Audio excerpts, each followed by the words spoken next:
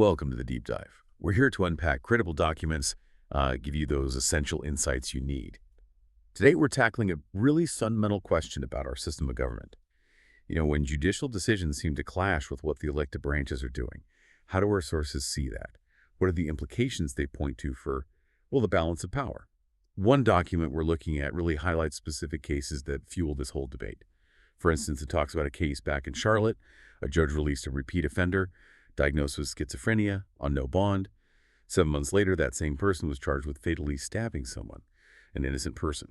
And then there's another example cited involving federal judges ordering a pause on deportations. These are individuals described in the source as violent gang members from groups like Tren de Aragua who reportedly entered the country during the previous administration. The point is, these aren't presented as just isolated things. The documents argue they suggest a broader trend. Right. And the sources we're looking at contend we're seeing a pretty significant increase in judicial actions that actively obstruct executive authority.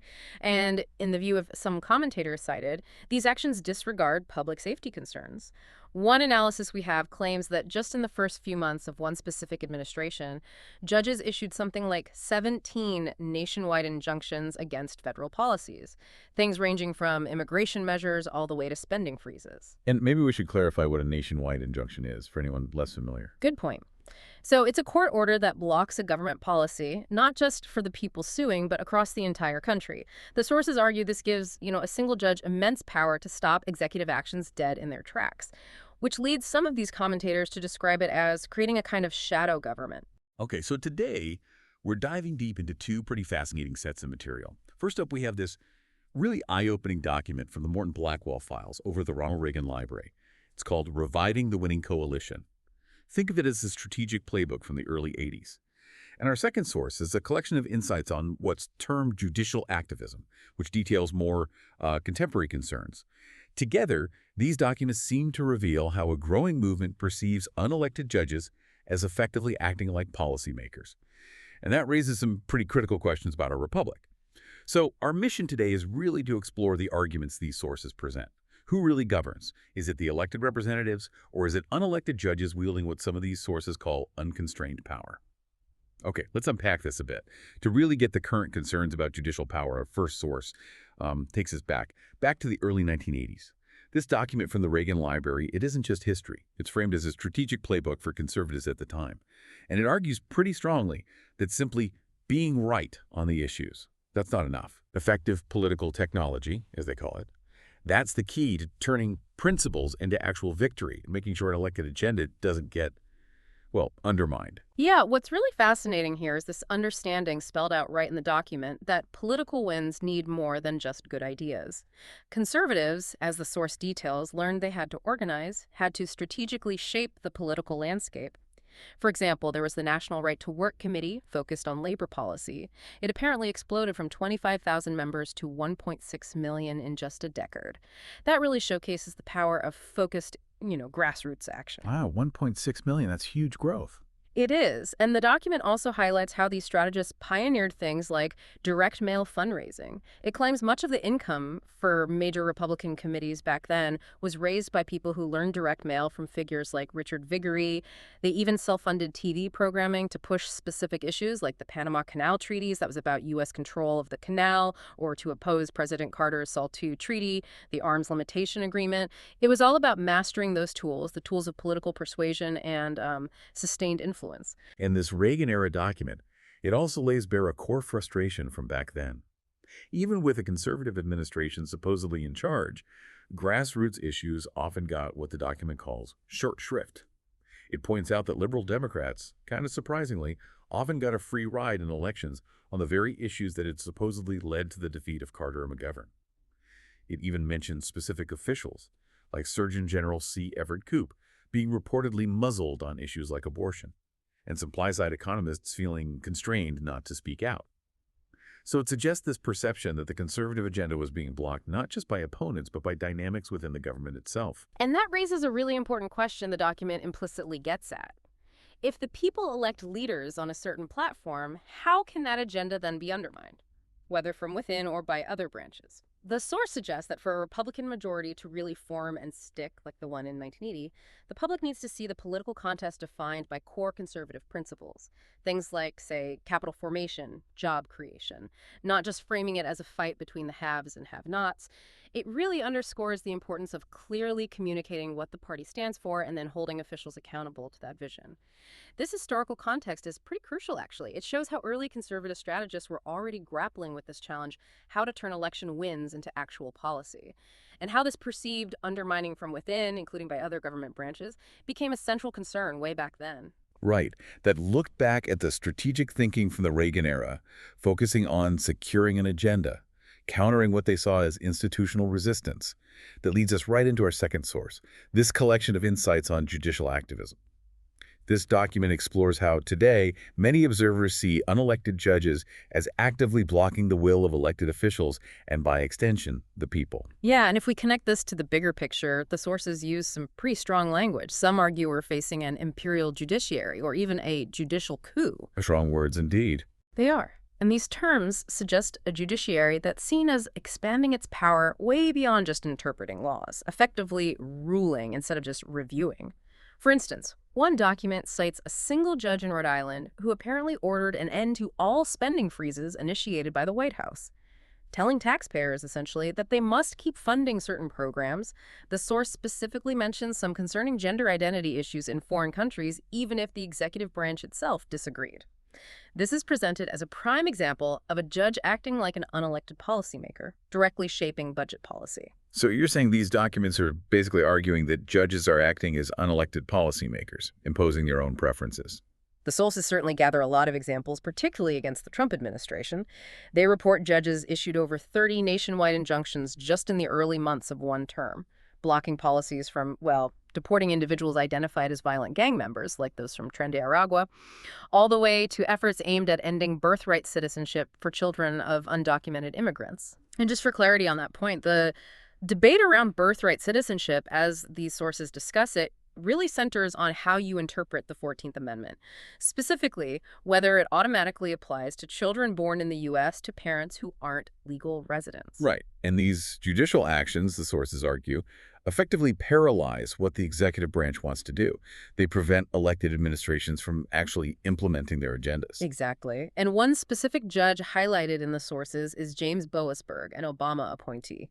The documents note he was repeatedly assigned to cases against the Trump administration.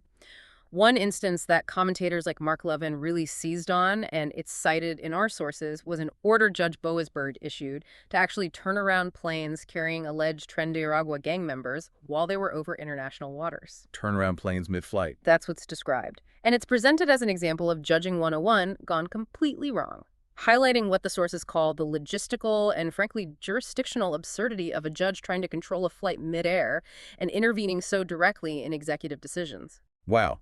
And it's not just executive orders or foreign policy stuff, right? The sources also point to times when judges are seen as blocking efforts related to election integrity. Like in Arizona, a Clinton-appointed judge apparently blocked a state law. This law aimed to remove dead voters, non-residents, and non-citizens from the voter rolls. So this is framed as a judge directly intervening in a state's attempt to keep accurate voting records. Correct. And then in Wisconsin, the documents point to a specific case involving a liberal Supreme Court candidate, Janet Protasevich.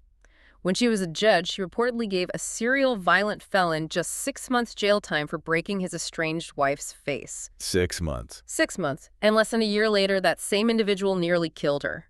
These kinds of outcomes are cited by the sources as having direct negative impacts on public safety, on election integrity, and they raise questions about judicial discretion and its real-world consequences. Yeah, those examples certainly paint a picture. And this situation, as argued by many conservative voices within these sources, well, they say it need not and must not be repeated.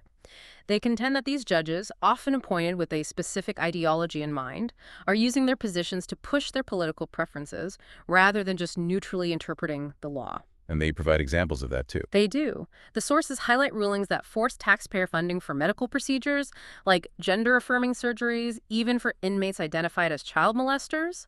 Another example cited is a Montana judge striking down a state law that simply defined male and female, declaring it unconstitutional.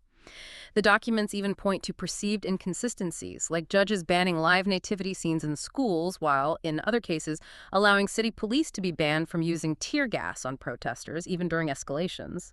This whole pattern, according to the sources, suggests a deeply inconsistent use of judicial power, guided more by ideology than neutral legal principles. Okay, so these instances paint a pretty clear picture of what the sources are calling judicial overreach. What steps, then, are being discussed to address this perceived imbalance? To ensure some accountability when the judiciary seems to operate outside the public will? The documents suggest lawmakers are definitely pushing back. House Republicans, for example, they've advanced something called the No Rogue Rulings Act. What does that do? Right, this is highlighted as a critical development in the sources. The No Rogue Rulings Act basically aims to limit court orders just to the specific people involved in the lawsuit. Instead of blocking policies nationwide, the idea is to rein in the perceived power of one single judge to stop federal policy everywhere. So curbing those nationwide injunctions we talked about earlier. Exactly. And beyond Congress, the Supreme Court itself is apparently poised to crack down on the use of nationwide injunctions. Cases like Trump v. Sessa, Inc. could potentially end this era of what the sources call judicial overreach and, restore a more traditional balance. There's even some discussion mentioned within certain conservative circles cited in the sources about Congress potentially using its constitutional power to actually abolish judgeships if judges are seen as consistently thwarting the people's will. Abolish judgeships. That sounds pretty drastic. It's definitely a more extreme measure mentioned. Another area of significant concern highlighted is judicial appointments. One commentator cited, Tucker Carlson, makes the point that recent judicial appointments under the Biden administration have, in his view, prioritized identity over constitutional knowledge.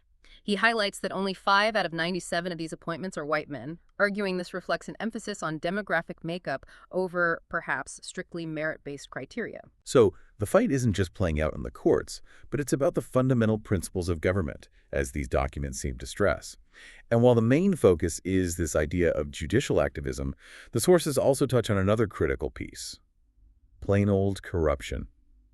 They mention judges arrested for it, like an Alabama judge charged with using public funds for personal stuff, or a Texas judge caught texting prosecutors instructions to help get convictions. Yeah, those examples, though maybe different from ideological overreach, they also erode public trust in the judiciary as a whole, indeed. And these examples from the sources, they show a clear pattern according to the writers. A system where, as one background document notes, knowledge is most valuable when understood and applied. But too often, it's seen as being bent to ideological ends or even for personal gain. The core principle that no one is above the law has to apply to judges just like everyone else. That's the argument. And the public, well, they have a right to expect accountability from all branches.